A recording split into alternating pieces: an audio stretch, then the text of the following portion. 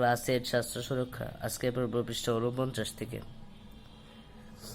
আজকে শারীরিক ফিটনেস অর্থাৎ তৃতীয় অধ্যায়ে স্বাস্থ্য সুরক্ষার লাস্ট ক্লাস। পৃষ্ঠা 49।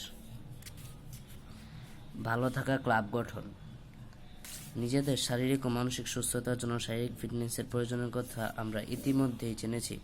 ষষ্ঠ শ্রেণীতে আমরা ভালো থাকা ক্লাব গঠন করেছিলাম।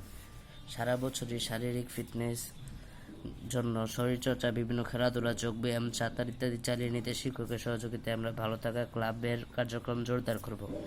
নিয়মিত খেলাধুলা করলে বা অন্য যে কোনো কারণে হোক না কেন আমরা মাঝে মাঝে কিছু আঘাত বা দুর্ঘটনার মুখোমুখি হই।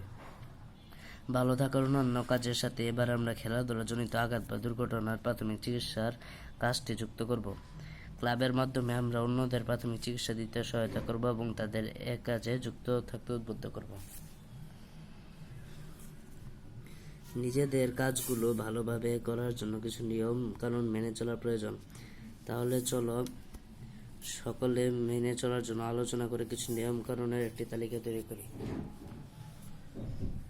আর ক্লাব পরিচালনার জন্য কি কি মানসিক দক্ষতা থাকা প্রয়োজন তা সকলে আলোচনা করে ঠিক করে নিই।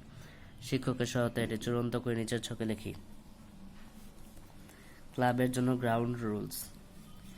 আর এখানে আছে মানসিক দক্ষতা।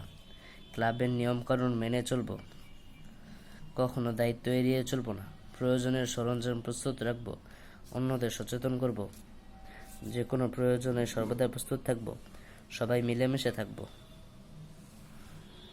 মানসিক দক্ষতা, রক্ত দেখে ভয় না পাওয়া, যে কোনো সময় সেবা দেওয়ার জন্য মানসিকভাবে প্রস্তুত থাকা, সহযোগিতার দক্ষতা অর্জন, দায়িত্ববোধ অর্জন, জবাবদিহিতার মনোভাব অর্জন, ধর্ম, বর্ণ, জাতি নির্বিশেষে সকলকে সেবা দেওয়ার মনোভাব অর্জন।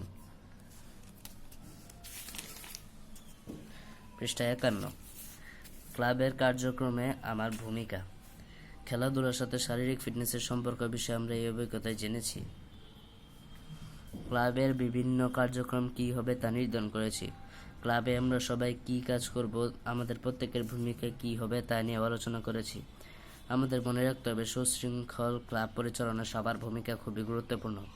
এবার ক্লাবের কার্যক্রমে আমরা নিজেকে কিভাবে যুক্ত করব তার নিচে ভালো থাকা ক্লাবে আমার কাজ ছকে উল্লেখ করব।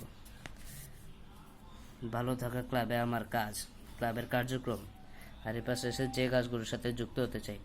বিভিন্ন প্রশিক্ষণে অংশগ্রহণ, এলাকায় প্রশিক্ষণের মধ্যে ব্যক্তিগত ভূমিকা রাখা, ব্যক্তিগত প্রশিক্ষণের উদ্যোগ, জনসচেতনতায় নিজেকে উৎসর্গ করব। মানসিক দক্ষতা অর্জন, এজন্য বিভিন্ন ব্যায়াম বা মেডিটেশন করা, শারীরিক ব্যায়াম সম্পর্কে সেমিনার আয়োজন করা, মিডিয়া ব্যবহার করে দক্ষতা অর্জন করা। পৃষ্ঠা 52। বছরের শুরুতে আমাদের প্রথম অভিজ্ঞতায় আমরা নিজ নিজ লাইফস্টাইল বা জীবনধারা কেমন হবে তার পরিকল্পনা করব এমনটা ভেবেছিলাম। আমাদের নিশ্চয়ই তা মনে আছে।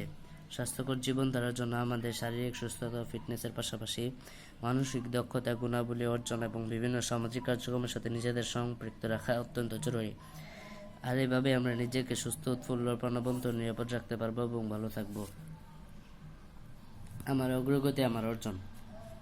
অপর পৃষ্ঠার ছকটি আমার অভিভাবক ও শিক্ষক পূরণ করবেন, আমি নিজেও পূরণ করব। এর মাধ্যমে আমি আমার অগ্রগতি সম্পর্কে জানব, কোথায় কোথায় আলো ভালো করার সুযোগ আছে তা খুঁজে বের করব। দলগত কাজের অভিজ্ঞতা থেকে আমার অংশগ্রহণে বিশেষ সহপাঠীদের মতামত জেনে নিয়ে আমি সংশ্লিষ্ট অংশে লিখে নেব। আমার অভিভাবক বইয়ের সম্পাদিত কাজ দেখে মন্তব্য লিখবেন। সমস্ত কার্যক্রম পর্যবেক্ষণ করে শিক্ষক আমাকে স্বীকৃতি দেবেন। কি ভালো করেছি, কিভাবে আলো বড় করতে পারি সে উপায় জানাবেন।